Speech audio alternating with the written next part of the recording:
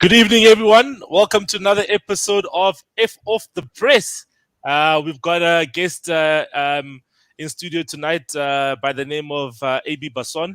And then we've got the King of the North, Nick Stothard, who's got a coach at Newcastle. But that's not what we're talking about tonight. How are you guys doing? Welcome, AB. Hey, thanks for having me, guys. How are you doing? Yeah, I can't complain. Busy week, getting nice and warm. Football season's heating up, and yeah, obviously a bit disappointed with Bafana Bafana. But what can we do? Maybe there's a replay on the cards. No. Yeah, we'll get into that. Nick, how are you doing? Yeah, good, man. Sorry I'm late. Just had to rush from Pretoria to Joburg for this. I had a session now, so yeah. But excited to speak to AB. AB, me and you've chatted a few times. I actually saw you recently at the Amatux Cape Town Spurs game. It was good to see you. Fortunately for us, we got the victory, and the shirt you were wearing, you needed to burn it and throw it away. So I was tough for that. AB, you're a Tux alumni, aren't you? Yeah, so I started at Tux. I was telling the guys just before we started. I actually did journalism at Tux. I actually started my career there at Parabane newspaper. I believe it's called something else now, but when I was there, my Tux was still flying high under Steve Barker. Bongani Zungu was there. He still got lifts to training with Mama Niang back then. Didn't have one tattoo. Now he's like covered in tattoos. Aubrey Ngoma was still there. Yeah, obviously Steve Barker's gone on to achieve great things now at Stellenbosch. Yeah, great to see him down there. But yeah, it all started for me at Tux, and you guys are doing well this season in the Glad Africa Championship, so that's great to see. Yeah, that's it. No, that's good. That's good. So from just to continue on that, so from that journey, where else did you go? Just so we can at least those who don't know who AB Basson is, after working at the University of Pretoria in terms of the newspaper, what did you do there on? Yeah, so my journey, I've got a huge. I have to say thank you to Melissa Reddy. You guys will probably know her now, covering Liverpool quite extensively in the Premier League. I actually got in contact with her in my final year of varsity, looking for a job. She was editor of Kickoff back then, and she said, "Look, I've got a friend called Neil Craig, and he's editor at Backpage Media, and they're looking for someone that can cover the game, based in Pretoria." So the stars aligned for me. I started at Backpage Media straight out of varsity. I was with them on my first stint for I think 5 years. Moved down to Cape Town towards the end. Did some work for them back then, and then went on to work for Ajax Cape Town as media officer and social media manager. So that's where I got into the social media side of things. And yeah, I was in Cape Town for 2 years. Went on to work for Soccer Laduma. Took things over there when Rosella was head of social media at the time. She moved on to Italy. Took over from her, and yeah, I was offered to go back to Backpage start of last year.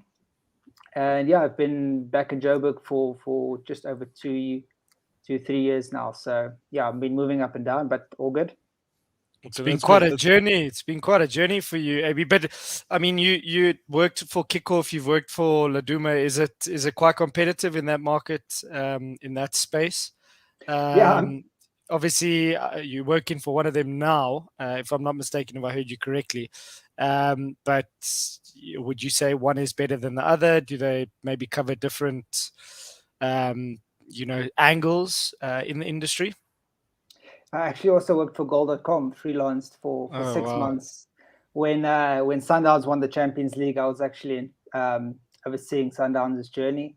Oh, wow. So that was really cool. But yeah, like I said, my journalism has shifted quite a bit. So I started off writing quite a bit, and then I shifted towards social media. And these days, I'm not just involved in football. I do a bit of cricket. We actually have a contract with Lions Cricket, so we do all their social media stuff. So yeah, it's not just football for me anymore, which is quite nice. You see different side of things. But just get back to your question. I think these days, Soccer Laduma and Kickoff, in the end of the day, they merge and they all fall under the same umbrella now. And then Media 24, they still try and do their own thing. Kickoff is more the magazine side, and Soccer Duma is the weekly newspaper. So they try and do their own thing, but it's such a competitive market. You're trying to push out stories every hour. It's very difficult to get exclusives. That's where you need your top journalists. And Soccer Duma lost some really good people over the past few years, and Kickoff as well. And that's never easy to replace. And I think in the market, it's just changing constantly. You just need to adapt or die, basically. Yeah, that's quite interesting. I think as you're saying, it's quite competitive, and I've seen a lot of independent guys coming up. Idiski Times coming up, your Far Post coming up as well. But just in terms of you saying now that you're busy also with the cricket side, is there any difference that you've seen working with the different sports that maybe one sport can learn from the other? Because I'll be honest, when I look at Bafana Bafana's social media and I compare it to Cricket South Africa and I compare it to the Springboks, those other two sports are doing much better in terms of social media aspects. There just seems to be a lot more emphasis on the right things, I think, right now. I'm not necessarily saying social media is the right thing, but it is a tool to get to the masses. And at the end of the day, if you look mediocre on paper, maybe it shifts over to the team. Who knows? But I think I was actually quite surprised of cricket with the level of investment there's. You look at the sponsors. Okay, the pool is much smaller because you only have a certain amount of franchises. But I look at the investments. I look at Lions Cricket's list of sponsors. They probably have between 20 and 30 sponsors, ranging, from different sizes. And then you go over to a top division PSL club, and they battle to get sponsors. I mean, even the top teams. So that's, the level of investments obviously is a lot different when, in football, you almost have a sole person that's in charge of bringing in funds to the club, where in cricket, it's a board and, there's a lot more avenues, revenue avenues. So I think maybe the system is just a bit flawed, but that's just how football is set up around the world, actually. So I think there's a lot of things both parties can learn from each other. I think, the football side of things also has something that cricket can learn from. But looking just at social media, obviously, Bafana don't cover themselves in a lot of glory. But that said, they have improved slightly in the last. Slightly, very slightly, but slightly. For a team, I have to give them some credit. No, when they release their team sheet, starting lineup, you just see it's a list. You know what I mean? You can't take out the list. You need to see there should be graphics. You literally just pay a graphic designer. There's unemployment in South Africa. Pay the person whatever they need to get paid, so they can just do something for you that's actually on par with other. You look at the PSL clubs. The PSL clubs actually do this, but the Bafana can't even do it properly. But yeah, that's that. Touching on Bafana Bafana, I think right now would have been a different mood on this show if things had turned out differently on Sunday in Ghana. But yeah, AB, what are your initial views of what happened on Sunday? It's funny because we went into this qualifying campaign, I think, with very low expectations. You look at the squad. Hugo Broos came in. Obviously, we had immediate success in the CAF Cup. The level of that competition can be debated. But, we still won the competition, which is, we've struggled to do over the years, quite strangely enough. Then you go into the qualifying campaign and he brings about a lot of change. He brings out a fresh squad, fresh team, a lot of young players and experienced players at the highest level. And you think, this is just going to be a training session for the guys, building experience for future years. But then we actually end up doing quite well. And, we build expectations and then only to hurt us in the end. And obviously the way that things happened in Ghana isn't great. And I see now FIFA have acknowledged that there's a complaint from SAFA. So that might transpire into something. Who knows? Might have to go back to Ghana and replay that game, considering what happened with the Senegal game a few years back now. President was sent back then, which could come now and play into our favor.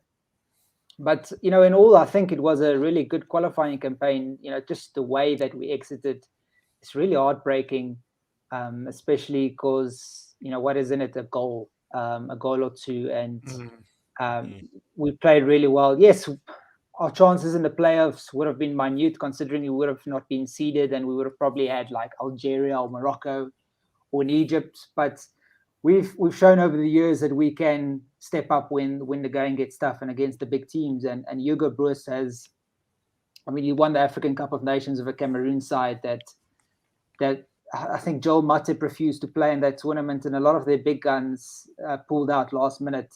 Yep. So he's shown that he can achieve with a young and inexperienced squad, and hopefully we can just build on this qualifying campaign. No, definitely. I think it is something that we can say we are proud of the boys. I think that's one of the most important things.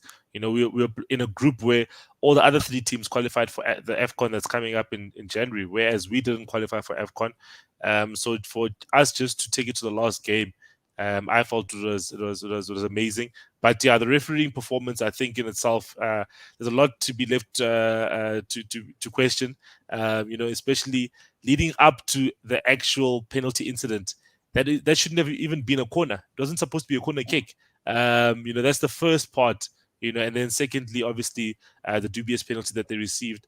And I'm glad that obviously that Safa has obviously complained. It is right. Nick, what are your views on the situation or the game in itself and the qualification?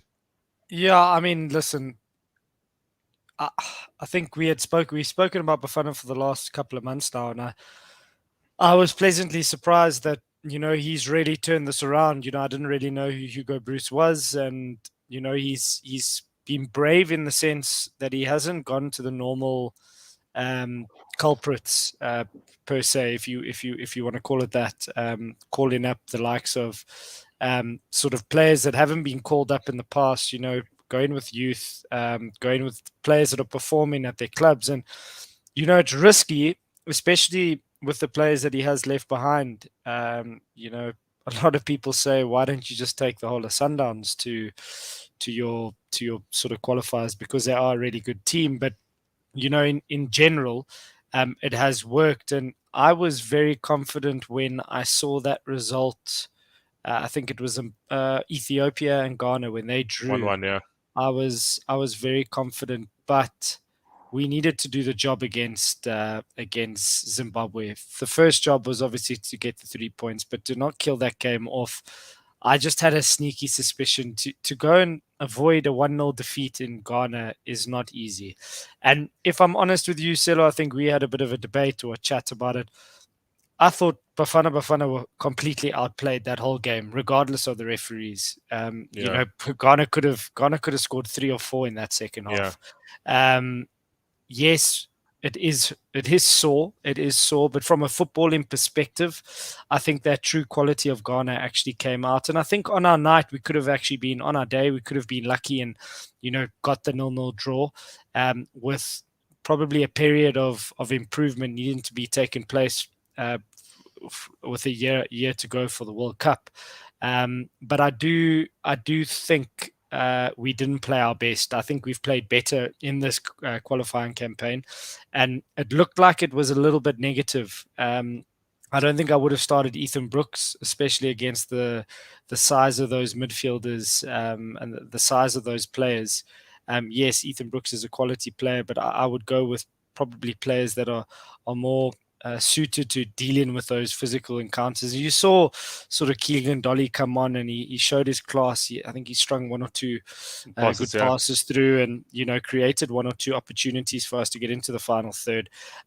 Yes, Keegan Dolly isn't the biggest player, but he's played in Europe. He's played against those sort of West African players in the French league. So I think he's more acclimatized to that. But who am I to judge a coach who's won the AFCON? He knows best, and he decided to go that way. And if he got a 0-0 draw, we would be praising him. But just from a specific football point of view, I don't think we played as well as we have done in the last couple of games, and that was a little bit disappointing. But I can understand the players going into that game very nervous. You got the whole nation on your, the nation's hopes on your shoulders, and you need to go get a 0-0 draw, and that is very, or a 1-1 draw, whatever it is. It is a very dangerous sort of plank to walk, and unfortunately, it didn't work out for us. And I'd love for us to get the replay, and I think Hugo Bruce would have learned from his mistakes and probably would change it up. But I just don't have I don't have that sort of feeling that they're going to support us in this. I think previously with Senegal, there was proof that there were maybe you'll sort of correct me if I'm wrong, but there was unusual betting trends for that specific game. So there was concrete evidence in that stated that referee had acted, in a way that he shouldn't have. I don't know if they can provide that evidence. I'd love to think we could. But yeah, I think we'll have to wait and see. But I think the future is looking good for Bafana. It's just unfortunate because we're not going to be at the next AFCON, not going to be at the next World Cup, so we're going to have to wait quite a while. AB, so do you recall with that incident with the Senegal Bafana Bafana game that was played in South Africa where we beat them 2-1? Do you recall what the reasons were for the replay? Because I think it was a similar situation where it was a World Cup qualifier, and then that qualifier was replayed a year later. Do you remember what the circumstances were? Yes, if I remember correctly, I mean, I hope I get everything correct, but yeah, we beat them 2-1. We received a penalty in that game. I remember it quite vividly. The guy had a bandage on his hand, and if you look quickly, it looked like the ball had hit his hand, but actually the ball had hit his knee, and the referee gave us a penalty. Long story short, we went on to win the game 2-1. It came out later that some or other, like Nick alluded to, some betting trends. Be it wasn't bribes, because neither Senegal or South Africa were indicted in it, so neither team had any clue what was going on. So that's where it's a bit of a gray area, because now South Africa are getting punished for something they had no control over. Yeah. At the end of the day, if the referee is looking after his own interests, then it has to have an implication on the game. So then the result was I remember it's exactly the same stadium at the same. We just lost you there a bit. We can hear you now. We just lost you a bit there. You were saying before, you're saying at the same stadium. Yeah, so the first result, the 2-1, got annulled, and then they played a year later. And actually going into that game, so we played Senegal at home, and then 3 days later we'd play them in Dakar. If we had won both games, we would have actually qualified directly for the World Cup. So we're still in the running going into the last two games, but so were the other two teams in the group. I think Cape Verde and Burkina Faso. But obviously we ended up losing 2-0. Sadio Mane had a great game. I think he was involved in both goals. And yeah, we actually went on to lose the game in Dakar as well. So it didn't really matter. And I think we ended bottom of the group. But you just think that if that result stood and we'd won our first game or our second game, because we actually drew first in Burkina Faso, we would have had 4 points from our first two games, and we would have been well on our way to the World Cup in Russia. So, I mean, that's the implications that very small decisions can have on these World Cup qualifiers. And that's, at the end of the day, it all comes down to how serious do FIFA want to take these qualifiers? Why isn't VAR implemented at qualifying I wanted to stage? bring that in, yeah. Because, at the end of the day, to get to the World Cup, you need to qualify for World Cup. So big decisions are going to get made on the way. So it's just a pity that we get knocked out in this way. But I mean, that's just the way football is. I mean, it's happened in Europe. I mean, everyone remembers Thierry Henry's against Ireland. Yeah. So that game wasn't replayed, and I know France maybe wish they never came to the World Cup in South Africa, considering what happened. Yeah. But that's just how it is. And yeah, if we get a replay, so be it. But if it doesn't match up to what happened in Polokwane against Senegal 4 years ago, that I don't see that happening at all. It's interesting actually with when we talk about VAR and everything. I think that is one thing I was thinking of on Sunday. I think this is qualifiers, right? And CAF has VAR for the semi-final of the CAF Champions League. When Chiefs was playing Wydad Casablanca, they had VAR in Casablanca. They had VAR here at FNB, and the semi-final where Sundowns, Al Ahly was playing Esperance. There was also VAR. So there are measures put in place for the club competition. I think each country that is participating in the qualifiers should at least have those type of facilities at one of their stadiums in their country. If you don't have the facilities at your country, then you must go to the closest neighboring country that has those facilities, so that we can play it on such a level playing field. Because if I think about it, all the confederations has VAR in place. I think you look at South America. South America has it in place. North America has it in place.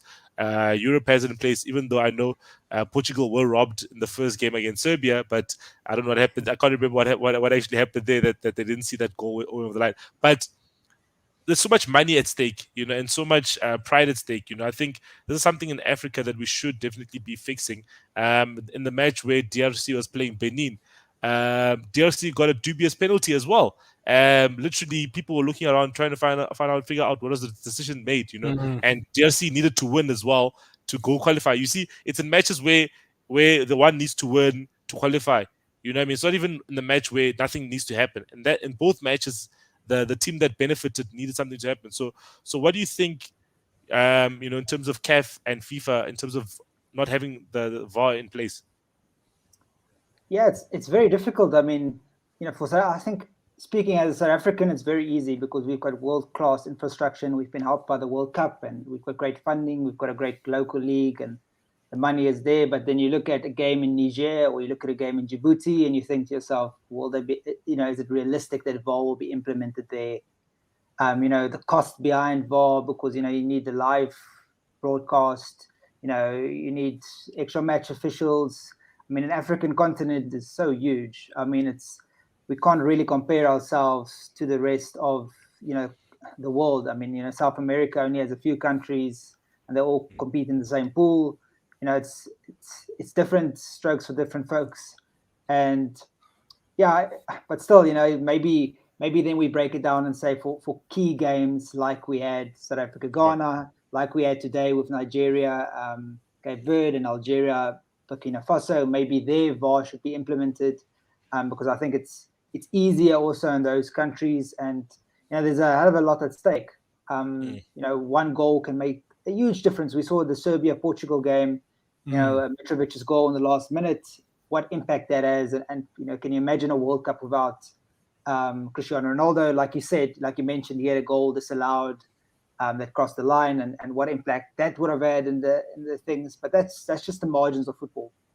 But obviously CAF will be looking at all of this, and hopefully they can come to a solution, because at the end of the day, you want the best teams qualifying, not just the best teams qualifying, but you want them qualifying correctly in the correct fashion, because otherwise, there's just hope lost, I feel. No, definitely.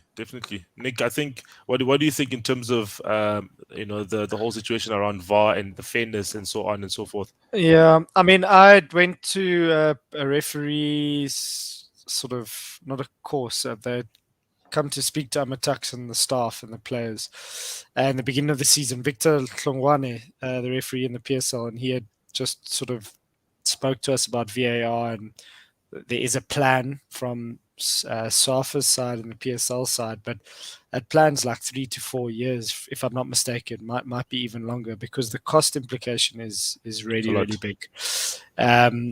And right now it's not viable for even the PSL to go that route. So I do echo sort of the sentiments of AB. You can imagine there's quite a few countries there that can probably not even pay their players, let alone get a VAR system in place at their national stadium.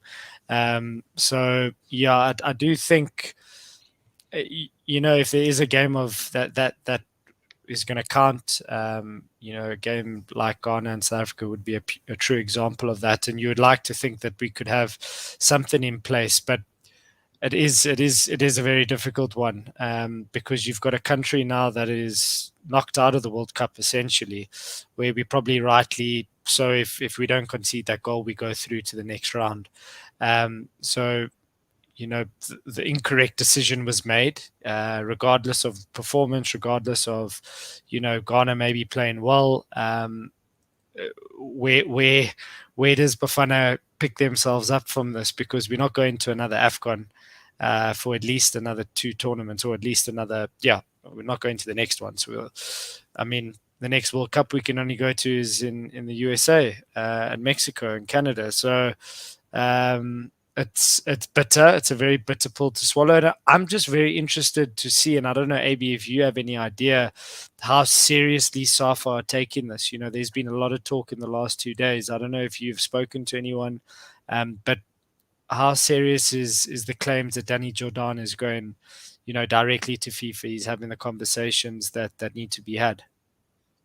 Look, I think the fact that FIFA have acknowledged the claim and the story has reached foreign media, which it has, I think that would put pressure on FIFA to make not just a statement, but to investigate. And in the end of the day, if they find that something was wrong, maybe they will take action. Yeah. But at the end of the day, we still have to go back to Ghana and win, or draw at least. Or draw. Or draw at least, yeah. So I think they're taking it seriously. I think they take any of these type of things seriously. And if there's enough evidence, then it will go to the next step. But I just don't think we should pin our hopes on that. Maybe it helps that the CAF president is from South Africa. Patrice Motsepe seems to have a really good relationship with everyone at FIFA. Maybe he can whisper or drop a WhatsApp message.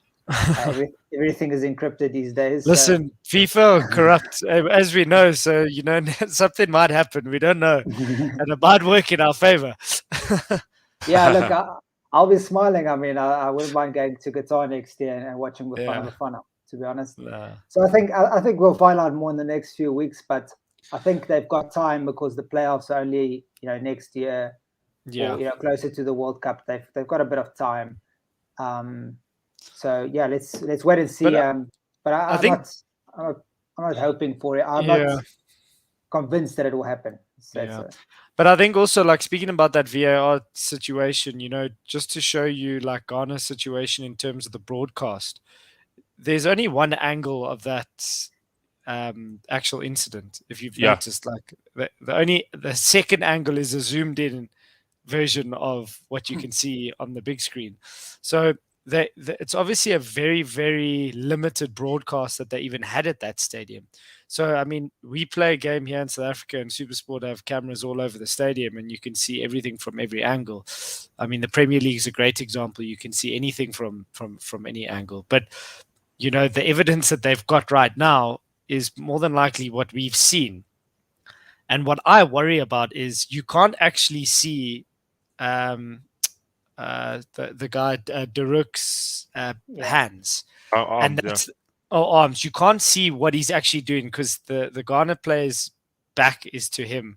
And for me, I wish there was another angle because that would be wholehearted evidence for us. But yeah, regardless of that, Bafana are on the up. I hope we stick with Bruce. I don't think there's anyone calling for his head. Not that I've seen, at least. And hopefully we can, really kick on. And, I'd like to give him an opportunity to restructure our whole sort of national system, right up from the youth ages coming up, what he thinks is necessary for a national team player eventually when they reach the senior level, because we haven't really had a plan in the last 10, 15 years, as I'm sure you guys can agree. No, definitely. I think he is the right man to definitely take us forward. I just think that the only thing that's counting against him is his age. Because he's in his late 60s. I think he's 69 or 70 or almost 70. But I think he should definitely be given another 3-4 years or so, and let's see what he can do in that time. And I think he would have transformed our system. He's got good ideas, and also I think he's firm in his beliefs, which is what I like about him. When he picks certain players and doesn't pick players of a certain age, I think that shows a person who's clear in what he wants, and also for longevity purposes. These players that are 32 won't be there for the next qualifiers or next World Cups and so on and so forth. So I think it does help us going forward. But just in terms of the African qualifiers in general, I think this is probably going to be I think Europe has 13 slots, guys. Africa has 5 slots. These two continents have similar amount of countries on each continent. Europe has about 56, I think, countries. We have about 53, 54 countries. But we get 5 slots. They get 13 slots. So African countries need to go to a playoffs. And right now, actually, Algeria just drew against Burkina Faso, so they've qualified. They drew 2-2. So they've qualified. If Burkina Faso won that match, they were going to qualify. So then there's a big game happening as well tonight with Ivory Coast and Cameroon, separated by 1 point. Similar to what we're talking about, there's no VAR in that game. But look at all these teams I'm talking about. You know what I mean? A Cameroon missing out potentially, a South Africa missing out. You know what I mean? There's teams which I feel could beat certain European teams that have gone into these playoffs. Yes, Italy is in the playoffs. Portugal is in the playoffs. But these teams play against the San Marino, against Liechtenstein, against the Luxembourg, against countries that, honestly, guys, Ethiopia would beat these countries. You know what I mean? Cape Verde is actually a good country. African countries need to go through playoffs to make the qualifiers, because Ethiopia had to beat Lesotho to make our group. You know what I mean? So Lesotho wasn't even in the qualifiers because they lost to Ethiopia. But you get European countries playing against minnows, basically, plumbers, and 10-0 score lines for England and so on and so forth. What do you think about that, AB? I think 13 versus 5. Yeah, I think that question is 50-fold. To be fair, Algeria also play against Djibouti, who got a hammering. I think they conceded 30 goals in the group stages. So they basically, maybe that's a good game between them and San Marino, to be honest. Fair. But yeah, the margin for error is just so much smaller on the African continent. You think of massive nations who missed out on World Cup qualification. I mean, Egypt dominated African football for 15 years or so, and during that time, they didn't qualify for one World Cup, which is actually, it's unbelievable. I don't think Abu Trika played in a World Cup, and he's considered largely the best African player or player to spend his whole career on the African continent, or never play in Europe for that matter. But again, then the quality you have in Europe, it's spread around much more, and I think you can play more qualifiers in Europe and qualify directly because the geographically it makes sense, because you can get from point A to B much quicker. Where if you're traveling from Algeria to South Africa, or even South Africa to Ghana this past week, we've heard of bus rides and multiple flights, and that's just the norm. So I think there's a lot of factors to it, and it doesn't help when Africa goes to the World Cup and all the teams are eliminated in the group stages. So you have to prove yourself on the highest stage. Yes, we have at youth tournaments in past, Nigeria have done really well. And the 17 and under 20 tournaments, that doesn't really count for anything on the biggest stage. So yeah, I would love to see more African nations, and I think they've tried to vouch for that over the years. But like I said, we have to prove ourselves on the biggest stage. And yes, Algeria are unbeaten now in 33 games after the draw against Burkina Faso. If they were in Europe, it would have been a massive story. Italy also were, I think, 34 or whatever games unbeaten. Yeah. So, I think the world does look at Africa in a different way, but I think the players that are coming through the system now, we've got the world's best players are from the African continent, a lot of the world's best players. Mohamed Salah's largely thought about to be the most informed player the last month or two in world football, and he's from Egypt. So I think the world is starting to take notice. That's not saying Africa has not had great players in the past. We've always produced amazing players, but I think the talent is just getting more and more, and the world will start to take notice. And if we can have an African nation going as far as the semi-finals next year, then maybe we can on the back of that push for 6-7 teams at the next World Cup, especially if they're going to expand it. So yeah, and I think also that you've hit the nail on the head, and I think that's a simple answer.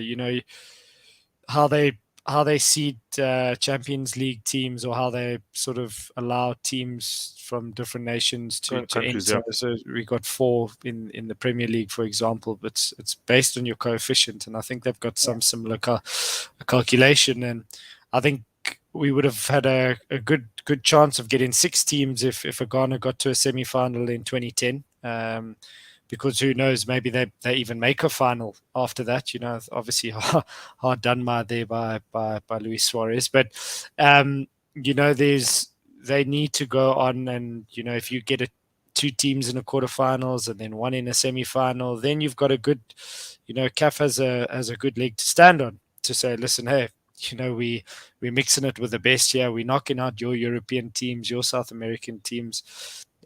Give us another 2 slots or whatever it is. So I think it's just purely based on performance, Celo, if I'm very honest with you. And we've never been really that consistent. We've always had great teams, but like we've had teams that have done well one year. Like for example, Senegal were the hot topic in 2002, and Senegal really didn't feature for the next couple of tournaments until sort of recently, where they've in the last sort of like 5-6 years they've you've heard about them again. So I think there has been that inconsistency within South African or within African football. South Africa is a great example as well. 98 World Cup, 2002 World Cup, and boom, we haven't qualified for a World Cup since. We host our own World Cup, but we haven't qualified for a World Cup. That's the reality. So I think it's just that sort of consistency. I mean, the European nations consistently, you see the same teams all the time, barring and Italy in the last World Cup, potentially again in this World Cup if they don't qualify. You do get the odd sort of story where 1 or 2 nations don't qualify. But in general, Europe are quite consistent, as well as South America in that sense. No, definitely. I think, it's just, I think I think no one disputes the quality of the teams that qualify. I think they just dispute the quality of their opponents in some of their groups. Yeah, you know what I mean? I think fair enough. they're the San Marinos, but definitely, Europe has consistently shown that you'll always get a semi-finalist or a finalist from that continent. But I think with the next World Cup, they're looking to increase it to they're increasing it to 48 from 32. So Africa should. That's a lot of teams, eh? Yeah, sure. out of that. How long is that tournament going to be? I think they're still going to try and squeeze it into the same amount of time, 32 days. But that 16 team extra allocation, Africa should definitely get a decent chunk out of that, and obviously Europe will also get an increase. But definitely, I would like Africa to at least have 10 slots. I think of even eight of the if you're giving 16 more. You give the other 16, you get 5, and then you get 11 to spread across. Maybe Asia gets 2 more, 3 more. South America could get an automatic qualifier because the number 5 has to go to playoff. But I'm sure they'll try to figure it out in the best way possible. But yeah, just in terms of the African playoffs, which obviously will be taking place in March. What are your initial thoughts, AB, in terms of that? Do you think there could be some surprises? Obviously, I know it's a seeding system based on the African rankings, where I think Senegal is number 1 in Africa, and then Algeria is number 2 or 3, and then obviously I think even Tunisia is actually in the top 5 as well. Yeah, so I think the top teams are Tunisia, Morocco, Algeria, and Senegal currently. So I think I don't really predict much surprises, to be honest. I think looking at the teams, I know Algeria and Nigeria, they squeezed past into the playoffs today. And I mean, Nigeria lost to Central African Republic, which was a massive shocker last month. But those things happen in the qualifiers. But I think of it 2 legs. You look at Algeria, Nigeria, Morocco. I just want our best teams to go in the end of the day. I've always liked a bit of a shock. I think of Togo in 2006, but I'd like our best teams to go, the highest quality players, so that we can go and perform on the highest stage. So I'd love to see Algeria, Nigeria, Morocco, teams with players jam-packed, full of players that play in the Serie A, in the Premier League, in La Liga. And I think then, that's when we might see an African team finally reaching the Final Four of a World Cup. So yeah, I'm a bit, I like the fantasy, and I like the romanticism about football and the underdog story. But at the end of the day, I want the best teams to compete at the World Cup, and for me, that means no shocks. So I'm deep down, I'm helping for no shock. Obviously, if South Africa win the playoffs, then I would have maybe said something different. But I would love to see the best teams there. So that is Algeria, Nigeria, Morocco, Senegal. Those 4. I think if we've got those 4 going to the World Cup, but we need Ivory Coast there as well. Ivory Coast as well. You mentioned Egypt, eh? I don't even know about Egypt. I look at their team and I think, are they as strong as they used to be? You've got Mohamed Salah, but who? Yeah, you got El Ghazi from Aston Villa. El Ghazi from Aston Villa, I think, and that guy, that the right back, who used to play for Hull City, who's also, I think, Al Mohammadi. That guy's been there forever. That's Steve Bruce's love child. That guy gets signed wherever Steve Bruce goes. Isn't it? Trezeguet. Yes. Is it Trezeguet? Dutch? Trezeguet, you're right. Trezeguet, who takes the penalties for Aston Villa. That's the guy. Yeah. I mean, for me, they're not better than what Algeria have. Algeria's got Riyad Mahrez to start off with. Islam Slimani is scoring a lot of goals now. I mean, Ben Rama. I mean, West Ham are doing amazingly. Ivory Coast have lured Sebastian Haller. He's been amazing in the Champions League. You've got Nigeria, who are stacked. Osman, Iheanacho, I mean, Ndidi. They've probably on paper got the best team. Morocco have got Ziyech and Hakimi. A lot of other guys that I can't even think of right now. So for me, and Senegal, everyone knows their quality. They've got the best goalkeeper, Edouard Mendy, and they've got Sadio Mane. So for me, if those 5 teams are in Qatar next year, I'm quite confident that at least 2 of them can reach the quarterfinals. Just depending, of course, on which group they get. Yeah, because that does play a big part. But in the end of the day, I want our best teams to go over, and I really don't want any shocks, because I just feel that they will go there and not perform like we hope African teams will. No, definitely. I completely agree. Yeah, I guess the cream will rise to the top, But yeah, it'll be tough, especially for teams like a DRC and a Mali in the qualifiers. So AB, sorry, if we did qualify, who we would have been unseeded based on our ranking, is that correct? Yeah, so we would have probably gotten Algeria just to soften the blow. But you never know. I mean, no one gave South Africa a chance against Egypt at AFCON. I know Egypt, maybe they were a bit underwhelming in the tournament. I remember against Zimbabwe in the opening game, they weren't, that convincing. But who did we get knocked out? We actually lost the next game. Nigeria. The semi-final. Was that the semi-final or the quarterfinal? Quarterfinal. Yeah, we lost to Nigeria. Probably should have won that game. I also thought so. I remember that clearly. Yeah, we should have won that game. Yeah, but you just never know in these qualifiers. I mean, how sad would it be if Portugal and Italy don't make it to the World Cup? Yeah. But in the end of the day, football isn't one on paper. True. I know it's a cliche, but it's not one on paper. It's one on the pitch. And if those teams don't pitch on the day, then they're not going to go to the World Cup. It's as easy as that. No, definitely. I couldn't agree more.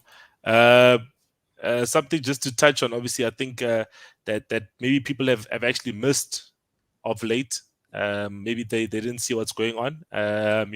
There's been a CAF Women's Champions League going on in Egypt, where there's been 8 teams from 8 regions in Africa that have been participating. And Mamelodi Sundowns ladies have made it to the final, which will be played on Friday. They'll be playing a team from guess where? From Ghana. So they'll be playing a Ghanaian team in the final. So yeah, they beat a team from Equatorial Guinea yesterday on penalties, 5-4 on penalties. So yeah, I don't know if you've been keeping a tab on what's been going on, AB. But what do you think of Mamelodi Sundowns ladies reaching the CAF Women's Champions League final? I mean, aren't people sick of Sundowns winning things? Like, hey man, listen, we can't be sick of them in the women's game. You know what I mean? I think that's one part we can't be sick of them. We have to be sick of them in the men's game only. Just the name Mamelodi Sundowns, jeepers, they are dominating football. It's unbelievable. Yeah. Just not just the men's game in South Africa, but the women's game. They just absolutely dominate. It's amazing, and it's great to see them flying the flag on the African continent. Obviously, the women's game. Not just in football and soccer, but I think across board in rugby and cricket as well. It's really growing across the globe and becoming more and more professional, which is great to see. And obviously, Sundowns, the ladies team, have struggled for goals in this tournament so far. But at the end of the day, it's about edging past the tournaments, and titles are won on the fence. So yeah, hopefully they can give a good account of themselves on Friday and get one back over a Ghanaian team. But yeah, I think it's just great to see, and kudos to Sundowns for investing a lot of time and money into the women's game. Obviously, our Banyana players are doing really well overseas. You think of Khatlana, Atletico Madrid. I mean, in the men's game, we don't even have, I think, one player performing in the top 5 leagues in Europe. But in the women's game, we've got a lot doing really well at the highest level, and Khatlana is playing for one of the biggest clubs in the world. For Atletico Madrid's women's team. So I think we can learn a lot. The men can learn a lot from what the women have done right. Obviously, they also qualified for a World Cup recently in France. So yeah, just all the best to them for Friday, and hopefully they can win the cup and follow in the men's footsteps. Obviously they won in Egypt 2016. So yeah, all the best to them. I hope they can bring the trophy home. No, that's true. That's true. I just want to greet some people in the comments here. Warren Pereira, Jason Sergil, who's Nick's analyst, or is he analyst or assistant coach? What is he? Bit of both. He's also the academy manager at Tux. Okay. Yeah, he's a jack of all trades. And then we've got someone new in the comments here, LG. How's it going? And then we've got Claudio Barreiro here. I don't know who this guy is. He's some Portuguese guy, I think. Give the ladies the men's budget. Okay, I don't want to go into all of those politics, but I think it is commendable in terms of, I think, the fact that actually CAF have actually created this tournament. I think first and foremost, I think kudos to them for creating the tournament. Whatever structure that they have actually created for this tournament, you know what I mean? I think it's a good step, going forward. I think they said not from. Can I play devil's advocate before you carry on there? Who's just been announced as the CAF president? Patrice Motsepe. And this tournament it's the first one, if I'm not mistaken, AB? Correct. Inaugural tournament. Correct, yeah. I don't know. Things are lining up here for his team to win the tournament. So yeah, as soon as he comes in and he approves the CAF Champions League for women and his team are in the final, I'm just saying. That could be true. I don't know. Obviously, how long they had this in the works. Listen. He's got a good mind. He says, "I want to bring success to my team. Promote women's football on the continent, and why don't I do it both at the same time?" And he's done it within 12 months. So No, that's fair. That's actually fair. And I wouldn't be surprised if I don't know if they've mentioned this, but it would make sense if a FIFA Club World Cup, the women's one runs parallel with the men's. So same tournament, men and women at the same place for Club World Cup, for instance. And because I know there's a Copa Libertadores for women in South America, there's Champions League, UEFA Champions League. I'm sure Asia should be having something, or should be promoted to have something. And then obviously North America can do something there with the US and Mexico, which do have competitive teams. I think it would be something to actually boost the nature of women's sports in terms of actually being at a similar tournament as men at the same time. That'll actually boost them. But I think, yeah, as I said, it's let's commend CAF for actually doing this. 8 teams, but as I was saying, is that I think it's from the 2022 to 2023 season for CAF for the men's side. If you don't have a women's team, you can't enter the men's tournament. So I think you can't. So you can't enter the men's tournament if you don't have a women's team. So Kaizer Chiefs and Orlando Pirates need to wake up. Those are the 2 teams that I can immediately think of in South Africa that need to create a women's team. Yeah, I mean, Manchester United were also quite slow on the women's football side of things. Definitely. So, yeah, could probably draw a few parallels there. But I think, the women's game is just exploding at the moment. And I wouldn't say, they should start having curtain raisers, because curtain raisers is the wrong word to use, because I don't want to undermine the women's game. But, you see that happening in cricket. We saw the 100, which is a new format that was implemented in England, and you had the women playing before the men, the same teams, and the crowd could come in for both games and watch both and appreciate both. And they can be standalone fixtures, but maybe in the beginning phase, maybe that's a way to go about it. I've said in the past that the Disky Challenge, the reserve team, should also be a curtain raiser. It's better for me having at least fans that are coming to a game, and there'll be spillage over of fans coming a bit earlier than to watch that game, than have it played in front of no one.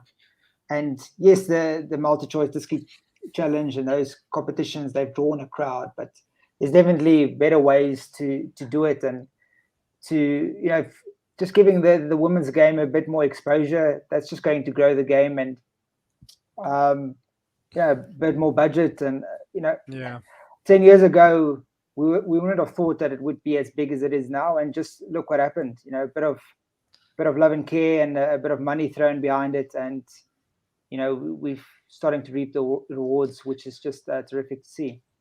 AB, what's quite funny with regards to what you say, the MDC or DDC being curtain raiser. I'm not too sure if you're aware, and I don't know if that's changed, but a couple of years ago, I was doing something for our sort of drive to get fans to the stadiums, for Amatux and for our varsity team. But the PSL have a rule, and I'm not too sure if that's changed, and that spills down into the NFD, or the Glad Africa Championship, that a match cannot take place, I think, 4 hours before the kickoff of another match. So that would just make that situation null and void.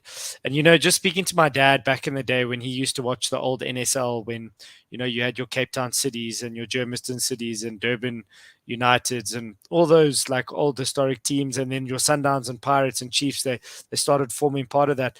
You would have the under 19s, the Colts, playing or playing their curtain raiser before, or it was the under 15s playing a curtain raiser 2 hours before, and you would get a full stadium watching the lighties all the way through. And I don't know if you, as a journalist, maybe do some digging there, but I don't know why that they use the condition of the pitch as a reason. But we don't have full stadiums in our country, and I think we should be trying to do everything possible to make that a reality.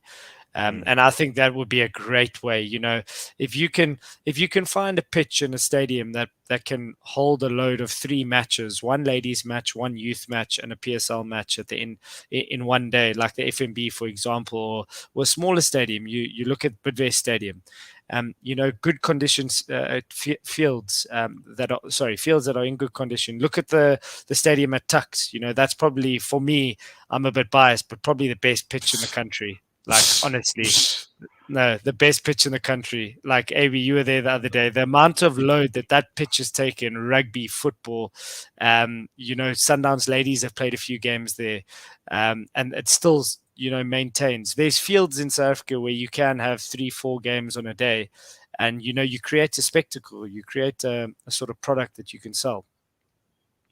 Yeah, I just don't think we're looking for solutions. I mean, you're probably spot on in the fact that, PSR must have been brought up in meetings gone by, and there's a reason that they don't do it. But we see it in rugby. I know when it's like a Currie Cup final, the under 19 final and the 21 final, and the big final is on the same day at the same field.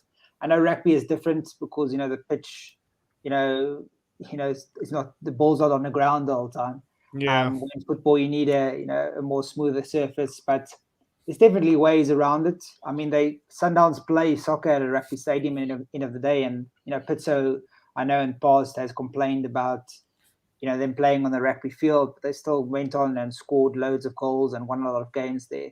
So if it's just used for soccer purposes, and there's definitely ways around this. I think it's just easy to come up with excuses.